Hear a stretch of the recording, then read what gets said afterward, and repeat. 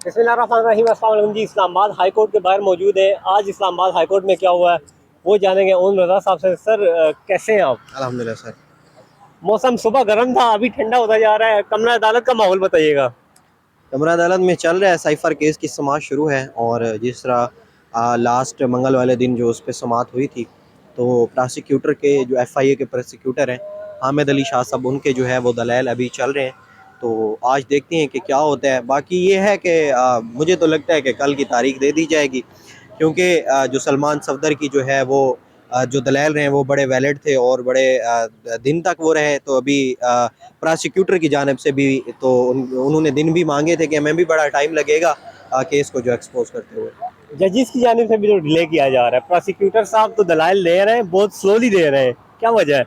Case delay करने की वजह? बिल्कुल, मैं उस दिन आपको मैंने बताया था कि ये जो केसेस चल रहे हैं तो उसमें यही इशू आ रहा है कि जो अल कादिर ट्रस्ट का केस चल रहा है और दूसरा साइफर का है, तो एक ना एक में तो खान साहब को जो है वो सजा में रखना है, बाहर तो नहीं निकाल सकते। शेर अफजल मरवत साहब पे कसूर में एफआईआर काटी गई थी, आज पेशी थी, तो उस हवाले से क्या अपडेट है? और दूसरा, शेर अफजल मरवत साहब की कल एक फेक न्यूज़ फैलाई गई है कि पब्लिक अकाउंट कमेटी की चेयरमैनशिप से हटा दिया गया है, साहिबजादा हामिद रजा को शामिल कर दिया गया है। और ये फेक न्यूज़ पीटीआई की जानब से ही ग्रुपों में आई थी। और क्या कहेंगे इस पर? शेर अफजल मरवत साहब ने क्या कहा है? देखें, वो कसूर में जलसा करने पर उन पे एफआईआर दर्ज की गई थी। तो आज तारिक महमूद जहांगीरी साहब जो जज हैं इस्लामाबाद हाई कोर्ट के, उन्होंने केस की समाअत की और उन्होंने शेर अफजल मरवत को एक बहुत बड़ी बात की कि कोई ऐसी जगह बताएं जहाँ पे आप पे एफआईआर ना हुई हो। तो जहाँ पे वो जलसा करते हैं पीटीआई वाले, वहाँ पे उन पे एफआईआर हो जाती है। बाकी 14 दिन की जो है वो जमानत उनकी मंजूर कर ली गई है। और बाकी जो बात है पब्लिक अकाउंट कमेटी का जो चेयरमैन उसे हटाया गया है, लेकिन आज यही सवाल किया गया सहाफ़ियों की जानिब से शेर अफजल मरवत साहब को, तो उन्होंने जो है वो जवाब दिया कि मुझे जो पब्लिक अकाउंट कमेटी का जो चेयरमैन बनाया था वो इमरान खान साहब ने बनाया था। ये उन्होंने कहा कि हम न्यूज़ और जियो न्यूज़ ने एक जो है वो प्रोपेगेंडा मेरे खिलाफ किया है और ये उन्होंने इस मामले के जो है मुतनाज़ा किया है। और आप अगर देखें तो बाकी जो पीटीआई के रहनुमा हैं, जिनमें उमर अयूब हो गए, बैरिस्टर गोहर हो गए और बाकी जो रहनुमा हैं, वो इनके हक में है कि पब्लिक अकाउंट कमेटी का जो चेयरमैन है वो शेर अफजल मरवत को होना चाहिए। लेकिन दूसरी जानब से जो शिबली फराज सेनेटर हैं, तो उनकी जानिब से जो है वो कुछ ऐसे रहनुमा हैं जो साहिबजादा हामिद रजा को जो है वो सपोर्ट कर रहे हैं। लेकिन देखने मुझे जो लगता है कि वो पब्लिक अकाउंट कमेटी का जो चेयरमैन है वो शेर अफजल मरवत ही है। खान साहब जेल से मतलब इस तरह की सख्ती नहीं दिखा रहा है अब कि उनकी पार्टी में ग्रुप बंदी हो रही है। वो नाम एक का दे रहे हैं, बाहर आके कोई दूसरा कुछ और कह रहा है, खान साहब की गैर मौजूदगी का फायदा उठाते हुए। तो क्या कहेंगे इस पर? एक्शन नहीं लेना चाहिए? बिल्कुल, देखें, खान साहब की गैर मौजूदगी में ही ऐसे काम हो रहे हैं, क्योंकि जो एक लीडर होता है जब वो एक पार्टी को मुनज़्ज़म शक्ल में चला रहा होता है तो उसकी जो है असरअंदाज और होते हैं। लेकिन जब वो एक लीडर जेल में बैठा हुआ है तो अब जो उससे मुलाकात के लिए जाते हैं 3 से 4 पीटीआई के रहनुमा जाते हैं मिलने, बाकी तो नहीं जाते ना। अब उनको क्या बताया जाता है, उनसे क्या इंस्ट्रक्शन ली जाती हैं, इंस्ट्रक्शन लेके बाहर आके उस पे क्या अमल किया जाता है, अब ये तो कोई नहीं जानता। तो यही है कि जब खान साहब बाहर आएंगे तो पार्टी मुनज़्ज़म शक्ल में जो है वो चलाई जाएगी। नान भाइयों की जानिब से जो इस्लामाबाद हाई कोर्ट से रुजू किया गया था, रोटी वापस पुरानी कीमत पे बहाल हो गई है, क्या कहेंगे इस पर? ये एक वफाक का और पंजाब हुकूमत का एक शशका था जो चलाया गया था कि रोटी की जो कीमत है वो 16 रुपये होनी चाहिए।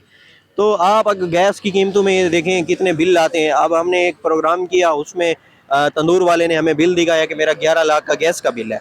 तो आप खुद सोच लें, गैस महंगी है और आटा भी महंगा मिल रहा है।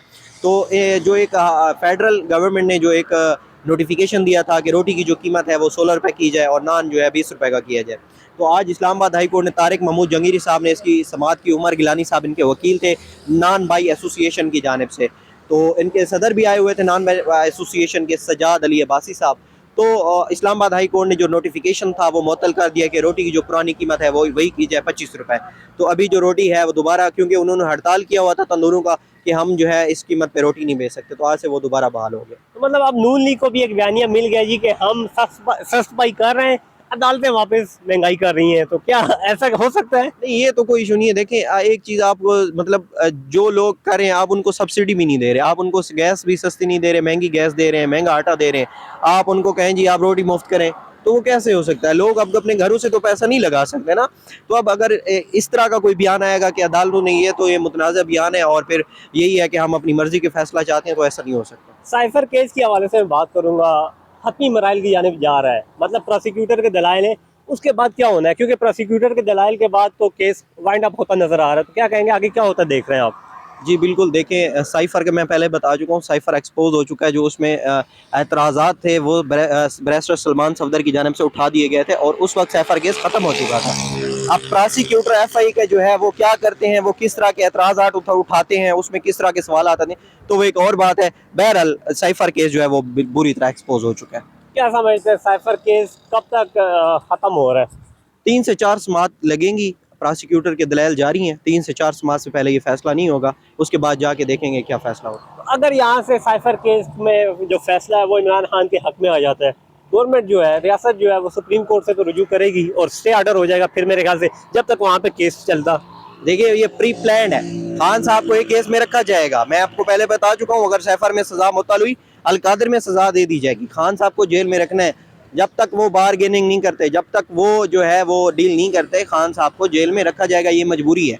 अगर खान साहब इन हालात में बाहर आते हैं तो इनके लिए बड़ा मुश्किल हो जाएगा। पीटीआई एक मुतालबा कर रही है कि खान साहब तभी बात करेंगे जब उन्हें बाहर लाया जाए। अली मोहम्मद खान साहब से गुज़िश्ता रोज बात हुई, उन्होंने कहा।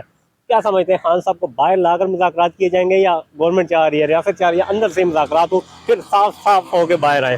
खान साहब की तो एक तो आदत नहीं है मुज़ाकरात की या मुफाहमत की, तो खान साहब जब आएंगे तो मामलात और ज़्यादा हाईलाइट होंगे और ये मामला जो है बहुत ज़्यादा हाईलाइट होगा और एहतजाज जारहाना जो है वो सोच जो है वो बहुत ज़्यादा ग्रो करेगी। तो खान साहब का बाहर आना पीटीआई के लिए तो फ़ायदेमंद होगा, लेकिन इस हुकूमत के लिए जो है वो ठीक नहीं। खान साहब का बाहर आना पीटीआई की जो आजकल की क्यादत है, नाम नेहाद, इसके लिए फायदेमंद होगा या नहीं? इनके लिए बड़ा नेगेटिव पॉइंट होगा, क्योंकि अभी जो ये है इनको बड़ा सोशल मीडिया या मीडिया हमारा बड़ी कवरेज दे रहा है, तो इसमें कुछ लोग हैं जो गलत काम कर रहे हैं पीटीआई में, पीटीआई के खिलाफ इनमें रह के, तो उनके लिए तो बड़ा मैं कहता हूँ नुकसान ही होगा। ये थी जी इस्लामाबाद से आज की ताज़ा तरीन सूरत। पीटीआई के जो ये लोग हैं, यकीनन खान साहब की रिहाई के पर इनको फ़ायदा नहीं होगा, कारकुनान को फ़ायदा होगा, जमात को फ़ायदा ज़रूर होगा। आदिल अब्बासी को इजाज़त दीजिए। अल्लाह हाफिज़।